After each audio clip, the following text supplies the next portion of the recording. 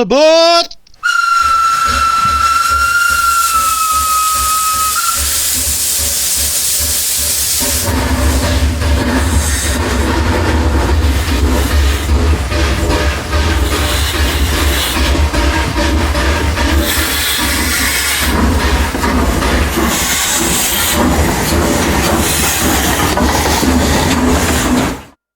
Hello there, and welcome to this edition of Shaky on Shed. And today we're going to be taking an old, I think it's a 1980s, Bachmann N Guage GP40. And it's a non-runner I bought off eBay. I got it for about 15 quid, I think it were. Something silly, maybe 20. And I've stripped it down. You're at the point where I've stripped it down because I bought it as a non-runner, and I lost the washers, the insulating washers for the split chassis, so I made them out of the appropriate thickness plastic card, which were actually a bit better because they cover a bit bigger area. And what they do essentially is hold the two halves of the chassis apart so it's not shorting. And here I'm drilling into it, putting an hole in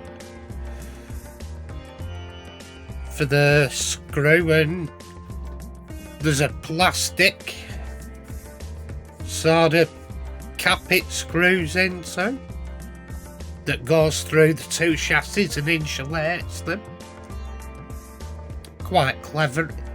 Simplicity but clever at the same time.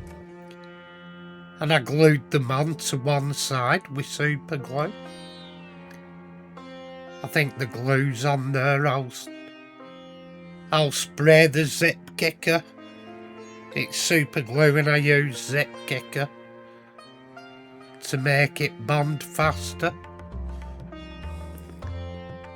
And there they glued on. I'm sanding them to shape.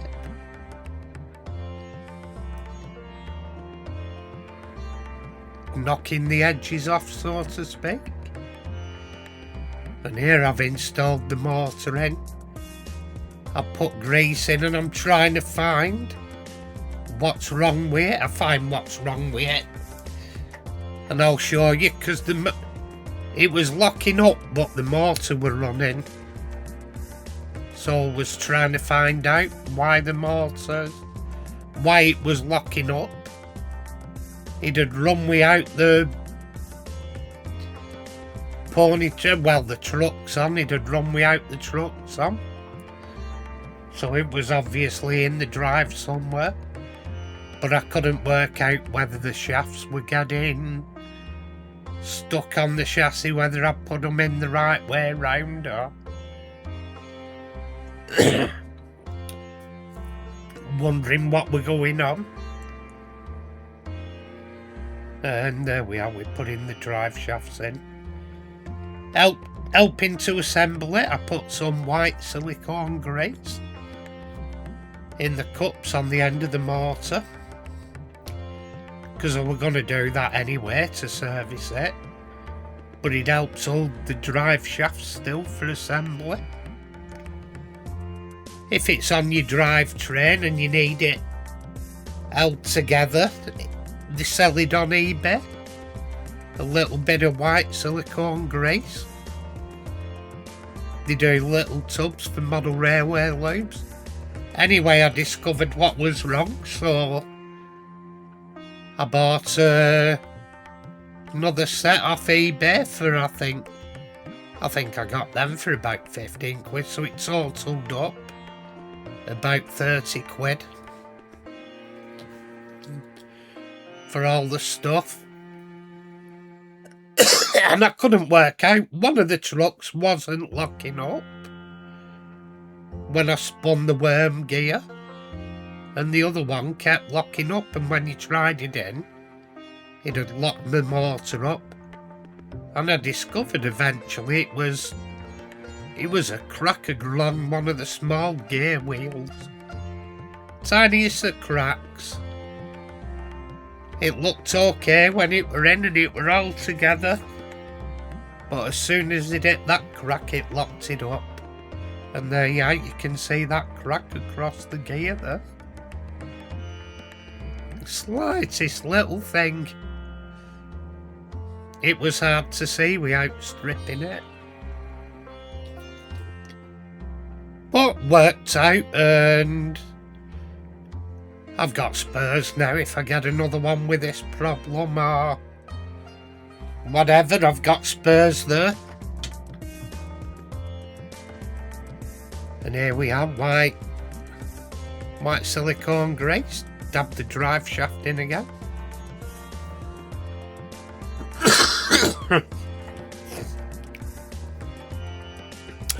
Put it in.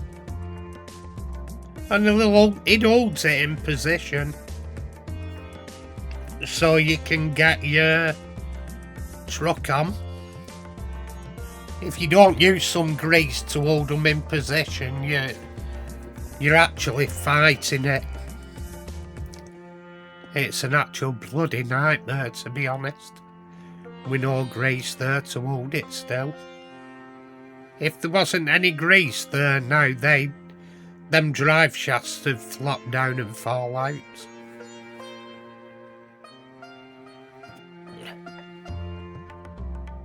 And I also put a bit in the end of the worm gear for where the drive shaft's going to go in. But I oil it as well. We've got some thin oil at the ends, and I oiled the wheels, I've oiled motor bearings. It's had a good service is what I'm saying. And just dabbing a blob of grease on there.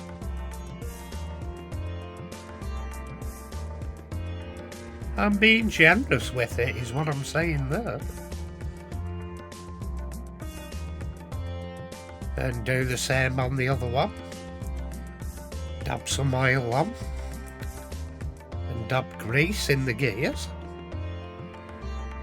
There we go. That's one truck on. And believe me, if that white grease weren't on, that drive shaft would fall about everywhere. And there we are, we're back together. And check it with power clip.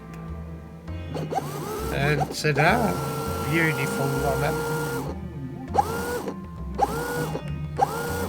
And it picks up power from all four wheels. There we go. Come back, you little escapee. And off again. Yeah, and it picks up power from all four wheels. And it drives all four wheels. So there we are, it's a worker now. Now we're going to do a bit of weathering. Make it look a bit less toy-like. I've already gone over it with Agrax Earthshade. And I just painted the Agrax Earthshade all over. And then removed it with cotton buds. With some IPA, so it was just left where I wanted it. At the moment I'm painting the handrails, doing them silver because they weren't black. I'm trying to make them look a bit more like a model rather than a toy. And once they're painted up, I'm painting Agrax Earthshade on to give contrast and bring out the rail details. The Agrax Earthshade is it's a nice wash, to be honest. It's a dark brown.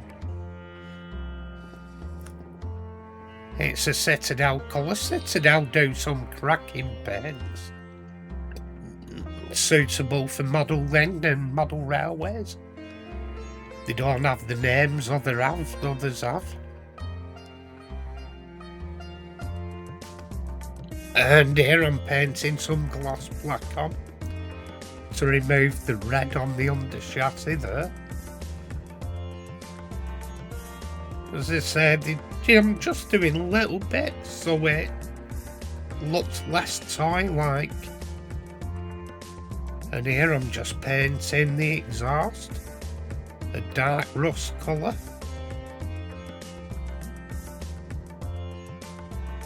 Because that exhaust would only be like that first month or so, maybe less. Once it got hot and burnt paint off and got weather, it'd start to rust and get soot on, and the roof gets dirt and some areas of rust as well. So I'm putting it on as a watered down colour.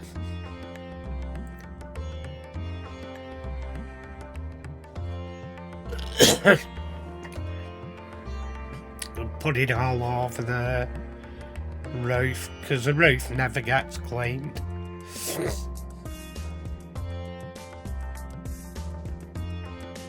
Just so there's some grime on the roof.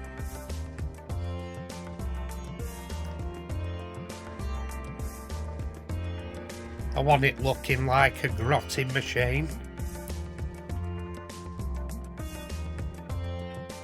Whilst trying not to overdo it.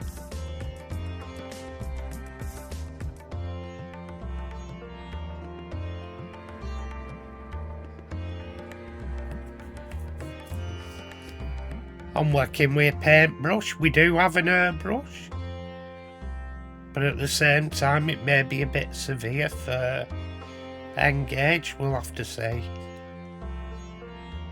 I managed, it looks a bit less tight. I'd have probably done a nicer job with an airbrush, but it's good enough for what I want, and if anybody wanted to do it, it turns out not a bad look, or it's quite a nice runner when we're done. And I'm using the attacker kit, the brick wall set basically. It's very similar to rust colours. In fact, it's pretty much the same as what you'd get on rust and dust. If you get a weathering set, if you can get the brick colour, the attacker one, it's pretty much the same as others, dust and rust colours. You've got your dark rust, mid rusts, and orangey and yellow rusts, and some grey and white. And here I'm painting a dark brown on the under chassis. And I highlighted it, I give it a dry brush over top of the dark brown with a lighter brown. And here I'm going over edges to bring out details. I'm dry brushing it with silver.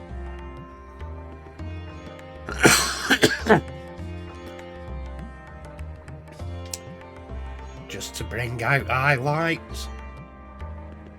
A lot of the things when you do weathering and stuff is highlights and low lights.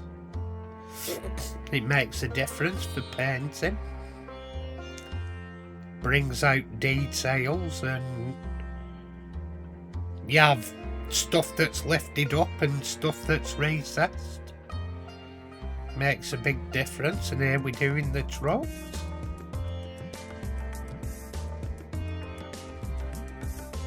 I'm doing dark brown there, and like I say, I highlighted over it with lights and brown after to give what I wanted.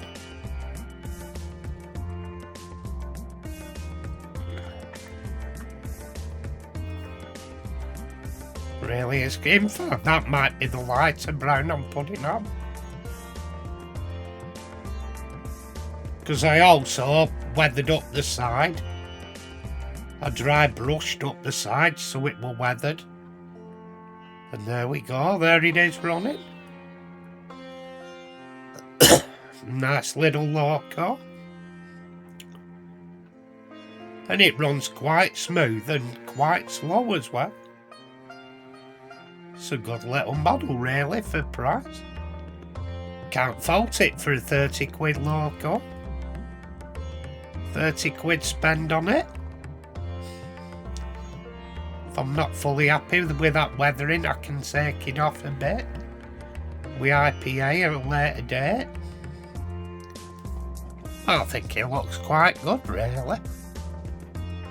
Anyway, thank you for watching if you're subscribed. Thank you for subscribing. If you haven't subscribed, well, why the hell not? Get subscribing. And I'll meet you on the next video. All that remains to be said is tatty pie, everybody. Tatty pie.